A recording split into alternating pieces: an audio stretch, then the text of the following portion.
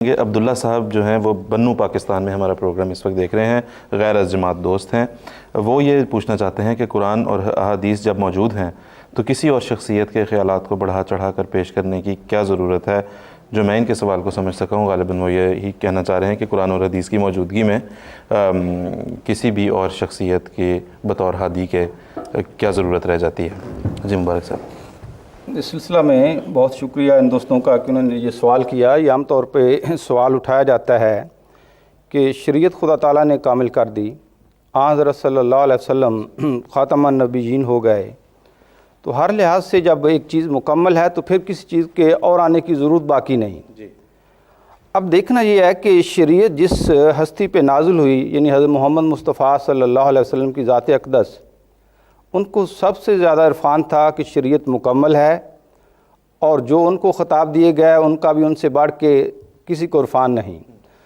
اس کے باوجود انہوں نے ایک عیسیٰ مسیح کے آنے کی، امام مہدی کے آنے کی خود خبر دی، یہ کسی اور نے اپنی طرف سے نہیں بنائی۔ پھر یہ فرمایا کہ ہر صدی کے سر پہ خدا تعالیٰ مجدد بھیجے گا جو اس کو تجدید کرتے جائیں گے، جو غلط باتیں ساتھ ساتھ شامل ہوتی ہیں ان کی اصلاح کریں گے۔ پھر حضرت مسیح موعود علیہ السلام نے بڑا پیارا اس کا جواب دیا ہے۔ آپ نے فرمایا کہ یہ نتیجہ کہاں سے نکالا گیا کہ مجدد یا مصلح شریعت میں کم یا زیادہ کرنے کے لیے آتے ہیں؟ وہ تو صرف ان باتوں کو جو شریعت میں داخل کر دی جاتی ہیں اور شریعت کے ایسا نہیں ہوتی، سمجھنے میں غلطی ہو جاتی ہے، زمانہ گزرنے کے ساتھ ساتھ آراء مختلف ہو جاتی ہیں، دوبارہ اصل تعلیم کو روشن کرنے کے لیے، صحیح تعلیم دکھانے کے لیے تشریف لاتے ہیں۔ اور اس لحاظ سے پھر بعض یہ بھی کہتے ہیں جی وہ عمارت مکمل ہو گئی، تو وہاں بھی حضرت مسیح موعود علیہ السلام ایک بڑی پیاری مثال دیتے ہیں کہ ایک انسان ہو، اس نے بے شمار پیسہ لگا کے ایک بلڈنگ مکمل کی، ایک عمارت مکمل کی، وہ بننے میں اب مکمل ہو چکی ہے، تو کیا اسے چند سال اگر بغیر کسی نگہداشت کے چھوڑ دیا جائے تو وہ اپنی حالت پہ قائم رہے گی؟ اس کی صفائی کی، اس کی دیکھ بھال کی ضرورت ہے کہ اس کو خراب نہ کرے۔ شریعت مکمل ہے، اس میں کوئی شک نہیں، لیکن خدا تعالیٰ کا قانون یہ ہے کہ شریعتیں پہلے بھی اپنے حساب سے مکمل تھیں، اس کے باوجود خدا تعالیٰ انبیاء بھیجتا ہے جو اس کی اصل صورت برقرار رکھتے ہیں، اور جو بھول جاتے ہیں ان کو یاد دلاتے ہیں کہ اصل یہ ہے، اور آپ جو معنی لے رہے ہو وہ اس وقت صحیح نہیں۔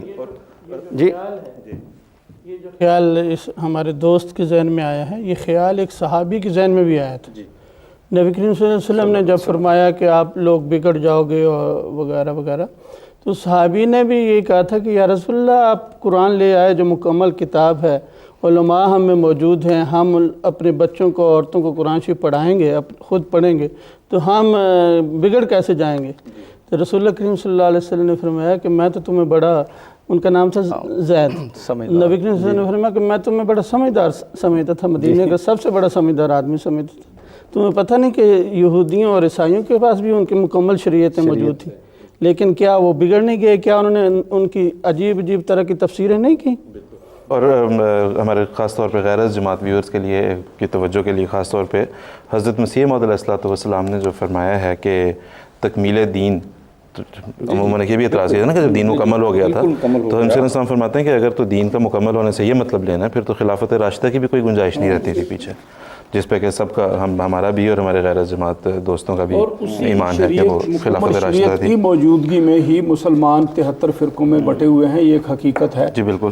تو اسی افتراق کو دور کرنے کے لیے تو امام مہدی علیہ السلام نے آنا تھا۔ مسلمان تو بٹتے چلے جا رہے ہیں، اس کو روکنے کے لیے اور مسلمانوں کو دوبارہ صحیح نبی پاک صلی اللہ علیہ وسلم کی جو صراط مستقیم ہے جو وہ لے کے آئے، اس کے اوپر ان کو دوبارہ ایک قائم کرنے کے لیے حضرت مسیح موعود علیہ السلام نے آنا تھا، کوئی نئی شریعت تو لے کر آنا نہیں تھا۔ اور یہی بات ہے کہ حضرت مسیح موعود علیہ السلام تو قرآن کے خادم ہیں، قرآن کے گرد گھوموں، کعبہ میرا یہی ہے۔ حضرت مسیح موعود علیہ السلام نے نبی کریم صلی اللہ علیہ وسلم اور اسلام کی اور قرآن کریم کی جو محبت اور جو عشق اور جو خدمت کا جذبہ اپنی جماعت کے اندر پیدا کیا ہے، اس کی تو مثال کہیں نہیں ملتی۔ جی بالکل ٹھیک ہے۔